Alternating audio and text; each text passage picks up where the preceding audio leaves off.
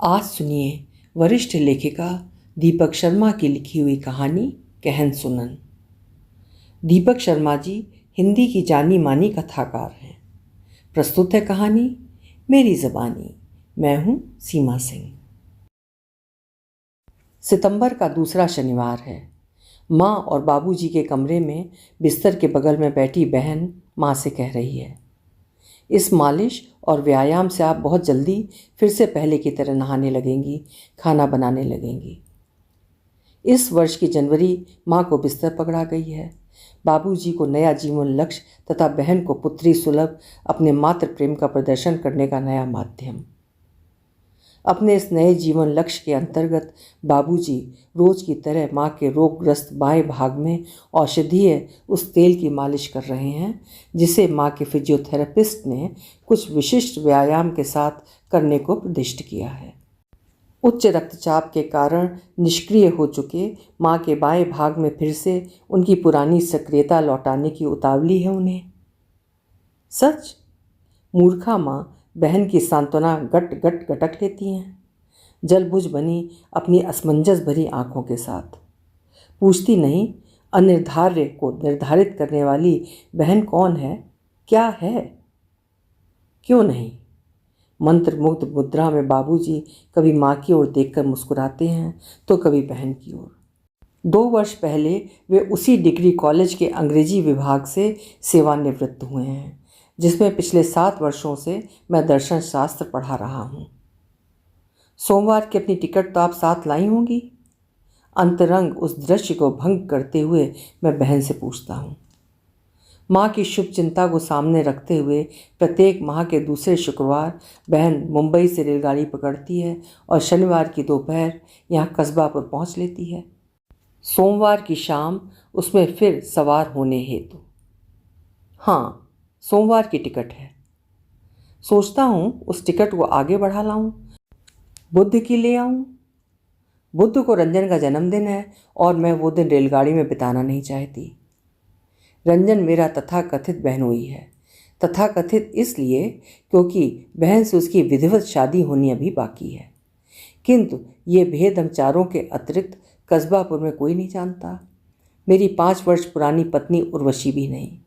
दूसरे परिवारजन एवं मित्रों परिचितों की भांति वो भी ये मानती है 12 वर्ष पहले बहन ने मुंबई पहुंचते ही हम तीनों की उपस्थिति में रंजन से शादी की थी। मगर उसका प्रोग्राम तुम बदलना क्यों चाहते हो? बाबूजी हथियारबंद हो जाते हैं बहन के पक्ष में। बहन के सामने वे मेरे संग एक खेल शुरू कर ही देते हैं। खेल उस मायने में जिसका उल्लेख रोला बार्थ ने आद्रे यीत के संदर्भ में किया था, डन फॉर नथिंग, अर्थात अकारण। क्योंकि मैं उर्वशी को थोड़ा घुमा लाना चाहता हूँ। बेचारी जनवरी से इधर पिस रही है। पिस रही है या पीस रही है? माँ बोल उठती हैं। मृत्यु की धार से लौट कर भी कड़वा बोलेंगी, गलत बोलेंगी। मैं चीख पड़ता हूँ। तुम्हें शर्म आनी चाहिए। बाबूजी चिनकते हैं। बीमार को भी बोलने की छूट नहीं दे सकते? कुछ नहीं जी, माँ फिर बोल उठती हैं। जो कुछ मैं पहले देखती सुनती थी वही अब भी देख सुन रही हूँ, कोई लिहाज नहीं। आप उर्वशी के साथ अन्याय कर रही हो माँ। बहन समझती है वो संधिकत्री नहीं बनेगी तो यहाँ अग्निगोले दग जाएंगे। तो आप न्याय कर दो, अपनी मुंबई की टिकट आगे की ले लो, यहाँ 3 दिन और रुक जाओ। आलोक और वृंदा भी खुश हो जाएंगे। आलोक मेरा 4 वर्षीय बेटा है और वृंदा 1 वर्षीय बेटी। मुझे बहुत बुरा लग रहा है। अगर रंजन का जन्मदिन आड़े ना आया होता तो मैं ज़रूर रुक जाती। ये अगर मगर क्या होता है? मैं भड़क जाता हूँ। सच तो यह है कि आप उसके बाट पर अपने को लगातार बनाए रखना चाहती हैं, क्योंकि आप जानती हैं वो कभी भी आपको 12 बाट करके कोई नया रिश्ता गांठ सकता है। तुम बड़ी बहन से कैसे बोल रहे हो? बाबूजी माँ की बाँह छोड़कर मेरी ओर मुड़ लेते हैं, दुर्जेय भाव से। क्योंकि आप उससे सच नहीं बोल पाते। तुम्हें सच सुनना ही है तो मुझसे सुनो। मुंबई मैं अपनी कला के लिए गई थी और अब भी वहाँ अपनी कला के लिए ही रह रही हूँ। बुनियादी तौर पर मैं एक कलाकार हूँ और अपनी कला को बंद नहीं रख सकती। उधर रहती हूँ तो ये पहचान भी पाती है और अभिव्यक्ति भी। बहन का टीवी की दुनिया में ऊंचा नाम है, उसे इस दुनिया में रंजन ही लाया था। उस समय बहन लखनऊ में एमए कर रही थी और वो बतौर निर्देशक अपना टीवी सीरियल बना रहा था। और फिर जैसे ही उसे मुंबई में काम मिला था, वो बहन को साथ ले गया था। इधर बहन 3 लोकप्रिय टीवी सीरियलों में माँ की भूमिका में दिखाई भी दे रही है। मतलब मैं ताव खाता हूँ। हम लोगों के लिए तुम्हारी कोई जिम्मेदारी नहीं, जवाबदेही नहीं। तुम्हें अपनी अभिव्यक्ति चाहिए, पहचान चाहिए, स्वतंत्रता चाहिए, और मुझे दंडाज्ञा, माँ और बाबूजी के बने बाड़े में बने रहने की। तुम्हें ऐसी कोई मजबूरी नहीं। बाबूजी उठ खड़े होते हैं। तुम चाहो तो आज अलग हो जाओ, अभी अलग हो जाओ।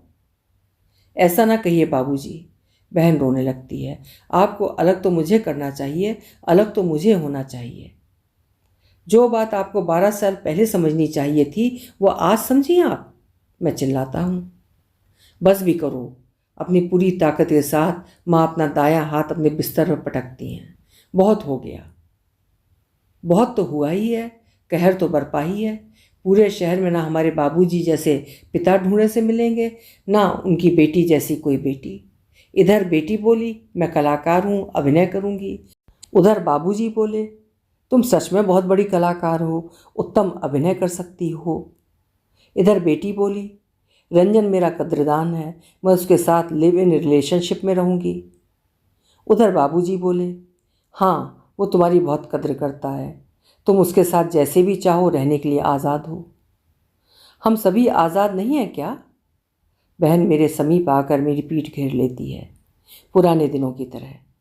तुम्ही ने मुझे हेडेगर की बात बताई थी। अपने माँ बाप चुनने की आज़ादी से वंचित इस सृष्टि में हम सभी फेंके जाते हैं। We are thrown here. और हमारे जीवन में बहुत कुछ गिवन होता है, मगर मतलब रंजन तुम्हें गिवन था, या मुंबई तुम्हारे पास चली आई थी, तुम्हारी गिवन मंजिल, या फिर मैं ही तुम्हें वहाँ फेंकने गया था? बहन की बाह मैं अपनी पीठ से नीचे झटक देता हूँ। जानता हूँ मगर के बाद वो हेडेगर की असली बात की आने वाली है। हमारा भविष्य जरूर हमारे लिए अपने को नए सिरे से स्थापित करने की संभावना रखता है, लेकिन इस समय मैं कुछ नहीं उससे सुनना चाहता, गोटी उसके हाथ में नहीं देना चाहता। अपनी बहन से तुम ऐसे नहीं बोल सकते। बाबूजी अपने स्वर में रोदन ले आते हैं। उनकी चित्त प्रकृति तर्क स्वीकारती नहीं, अश्रु मुख से गला भर लेती है। उसकी खुशी मेरे लिए बहुत महत्व रखती है, और मेरी खुशी का कोई महत्व नहीं। अगर तुम्हारी खुशी उसकी खुशी में हस्तक्षेप नहीं करती तो वो महत्व रखती है, वरना नहीं। आत्यंतिक विरोचित अपने मंच की ओर बाबूजी तेजी से बढ़ रहे हैं। आप कभी तो मर्द बनकर बात कर लिया करें। मैं चिल्ला उठता हूँ। क्यों आप रंजन से छाती तान कर उसे शादी के लिए तैयार नहीं करा सकते? उर्वशी को सुना रहे हो? उर्वशी के साथ माँ बहुत भेदभाव रखती हैं। ठीक है, उसे ही जा सुनाता हूँ। मैं दरवाजे की ओर कदम बढ़ाता हूँ। सुनो तो, बहन पीछे से मुझे पुकारती है, किंतु मेरे गुस्से की हड़बड़ी मुझे कमरे से बाहर निकाल ले जाती है। क्या सुनाना है मुझे? उर्वशी मुझे दरवाजे के बाहर ही मिल जाती है। बुध को जीजा जी का जन्मदिन पड़ रहा है और जीजी का इस सोमवार को ही जाना जरूरी है। बस इतना ही सुनाना है या कुछ और भी? उर्वशी अपनी गोटी बिठाना चाहती है। और क्या होगा? मैं सतर्क हो लेता हूँ। अंदर बातचीत तो आपकी देर तक चली है और खूब हो हल्ले के बीच चली है। उर्वशी अपना बाण फिर बांधती है। जीजी अपने नए टीवी सीरियल की बात कर रही थी। मैं टाल जाता हूँ। उर्वशी के संग बहन को संवाद का विषय बनाने से मैं हमेशा बचता रहा हूँ, लेकिन कोई उनसे पूछे कि यहाँ वे किसी रियलिटी शो में अपनी स्टार वैल्यू बांटने आती हैं या फिर हमारे परिवार में अपनी साझेदारी मजबूत बनाने। मतलब मैं थोड़ा चौंकता हूँ। मतलब ये कि वो यहाँ ऐसे आती हैं जैसे स्टार लोग किसी रियलिटी शो में जाया करते हैं, ताली बजाकर वाहवाही लूटने और शाबाशी देकर जय जयकार करवाने। टीवी देखने का उर्वशी को सनक की सीमा तक शौक है। हालांकि माँ उसे शौक नहीं, उसकी युक्ति मानती हैं।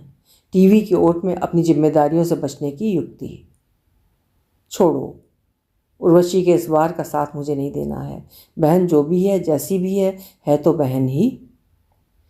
बहन की आत्महत्या की सूचना मुझे अपने दफ्तर में मिलती है। चौथे दिन बुधवार दोपहर में उर्वशी से फ़ौरन अपने मोबाइल पर टीवी खोलिए। जीजी ने फांसी लगा ली है, रंजन जीजा जी की वजह से। और तो और ये भी कहा जा रहा है वो दोनों शादी ही नहीं किए रहे। सच है क्या? मैं अभी घर पहुंच रहा हूँ।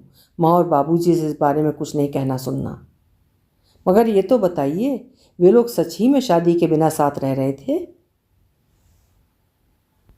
अभी आप सुन रहे थे दीपक शर्मा जी की लिखी हुई कहानी कहन सुनन। उम्मीद है कहानी आपको अच्छी लगी होगी। कल फिर मिलेंगे। हिंदी की उम्दा कहानियाँ सुनने के लिए मेरे चैनल्स को सब्सक्राइब ज़रूर करें, लाइक करें और शेयर भी करें। धन्यवाद।